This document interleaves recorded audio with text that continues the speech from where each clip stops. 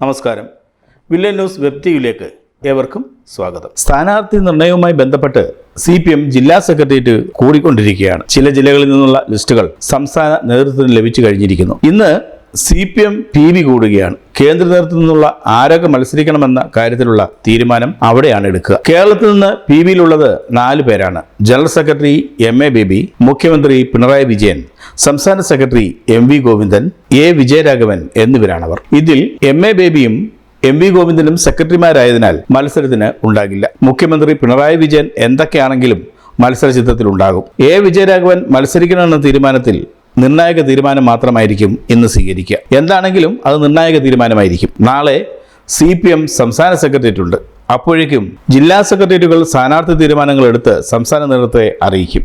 പല ജില്ലാ സെക്രട്ടേറിയറ്റ് തീരുമാനങ്ങളും കണ്ടിട്ട് ഇരട്ട നീതി പലയിടത്തും ഫീൽ ചെയ്യുന്നുണ്ട്. ചിലർക്ക് മാത്രം ടേം വ്യവസ്ഥകൾ കർശനമാക്കുകയും ചിലരെ ഒഴിവാക്കുകയും ചെയ്യുന്ന ഇരട്ട നീതിയാണ് അണികളും ജനവും എങ്ങനെ പ്രതികരിക്കുമെന്നുള്ളത് കാണാനിരിക്കുന്നതേ ഉള്ളൂ. വനിതാ സ്ഥാനാർത്ഥികളുടെ കാര്യത്തിലും ഈ ഇരട്ട നീതി പലയിടത്തും പ്രകടമാണ്. കഴിഞ്ഞ സഭയിൽ CPMന് 8 വനിതാ MLAമാരാണ് ഉണ്ടായിരുന്നത്. അകാലത്തിൽ അന്തരിച്ച കാനത്തിൽ ജമീലയെ ഒഴിച്ചു നിർത്തിയാൽ നിലവിലുള്ള വനിതാ MLAമാർ 7 പേരാണ്. അവരിൽ മന്ത്രിമാരായ വീണ ജോർജ്, R ബിന്ദു എന്നിവരും പെടുന്നു. R ബിന്ദു ആദ്യമായാണ് നിയമസഭയിലെത്തിയത്. അതുകൊണ്ട് തന്നെ വീണ്ടും മത്സര രംഗത്തുണ്ടാകും. കോങ്ങാട് നിന്നുള്ള MLA ആയ ശാന്തകുമാരി സംവരണ MLA ആണ്. അവർക്ക് വീണ്ടും സീറ്റ് നൽകാനാണ് പാർട്ടി തീരുമാനമെന്നാണ് അറിയുന്നത്. മട്ടന്നൂരിൽ നിന്നുള്ള MLA ആണ് KK ശൈലജ. വനിതാ മുഖ്യമന്ത്രി സ്ഥാനത്തേക്ക് പരിഗണിക്കപ്പെടുന്ന MLA ആണ് ശൈലജ ടീച്ചർ. മുഖ്യമന്ത്രി കഴിഞ്ഞാൽ CPMൽ ഏറ്റവും ജനപിന്തുണയുള്ള നേതാവാണ് ടീച്ചർ. പാർട്ടി വിപ്പായ ശൈലജ ടീച്ചർ മുഖ്യമന്ത്രി ഇല്ലാത്ത സമയങ്ങളിൽ സഭയിൽ പാർട്ടിയെ നല്ല രീതിയിൽ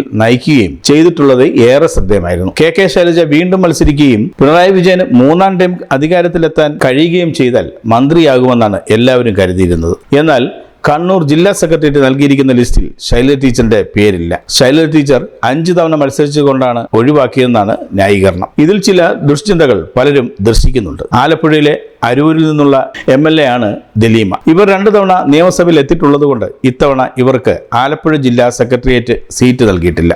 നല്ലൊരു ഗായിക കൂടിയായ ദലീമയ്ക്ക് വാഴ്ത്തുപാട്ടുകൾ അറിയാത്തത് കൊണ്ടാകാം അവർക്ക് സീറ്റ് നൽകാത്തതെന്നാണ് പലരും വ്യാഖ്യാനിക്കുന്നത്. കായംകുളത്തു നിന്നുള്ള പ്രതിഭയും 2 തവണ ജയിച്ച ആളാണ്. അതുകൊണ്ട് പ്രതിഭയ്ക്കും ഇത്തവണ സീറ്റില്ലെന്നാണ് അറിയുന്നത്. ആറ്റിങ്ങിൽ നിന്നും ജയിച്ച OS അംബികയെയും ഒഴിവാക്കുമെന്നാണ് പറഞ്ഞു കേൾക്കുന്നത്. ഇവർക്കൊക്കെ ഇങ്ങനൊരു നീതിയാണെങ്കിൽ മന്ത്രി വീണ ജോർജിന് മാത്രം ഇതൊന്നും ബാധകമല്ലെന്നാണ് അറിയാൻ കഴിയുന്നത്. വീണ ജോർജ് 2 തവണയായി ആറന്മുളയിൽ നിന്നും ജയിച്ചു വന്നതാണ്. സ്ഥാനാർത്ഥി ചർച്ചകൾ തുടങ്ങും മുമ്പ് തന്നെ വീണ ജോർജ് ആറന്മുളയിൽ വീണ്ടും മത്സരിക്കുമെന്ന് പത്തനംതിട്ട ജില്ലാ സെക്രട്ടറി രാജു അബ്രഹാം പ്രഖ്യാപിച്ചിരുന്നു. അന്ന് അതിന്റെ പേരിൽ അദ്ദേഹം ശാസന ഏറ്റുവാങ്ങിയെങ്കിലും സ്ഥാനാർത്ഥി ലിസ്റ്റിൽ വീണ ജോർജ് ഉള്ളതായാണ് അറിയാൻ കഴിയുന്നത്. സംസ്ഥാനം ഇതുവരെ കണ്ടിട്ടുള്ള പരാജിത മന്ത്രിമാരിൽ മുൻനിരയിൽ നിൽക്കാൻ യോഗ്യതയുള്ളവരെ വീണ്ടും മത്സരിപ്പിക്കുന്നത് എന്തിനെന്നാണ് സമൂഹത്തിൽ നിന്ന് പൊതുവെ ഉയരുന്ന ചോദ്യം. കൂടുതൽ വാർത്തകൾക്കും വിശേഷങ്ങൾക്കുമായി village news web TV subscribe ചെയ്യുക, ലൈക്ക് ചെയ്യുക, ഒപ്പം കമന്റ് ആൻഡ് ഷെയർ കൂടി ചെയ്യുക.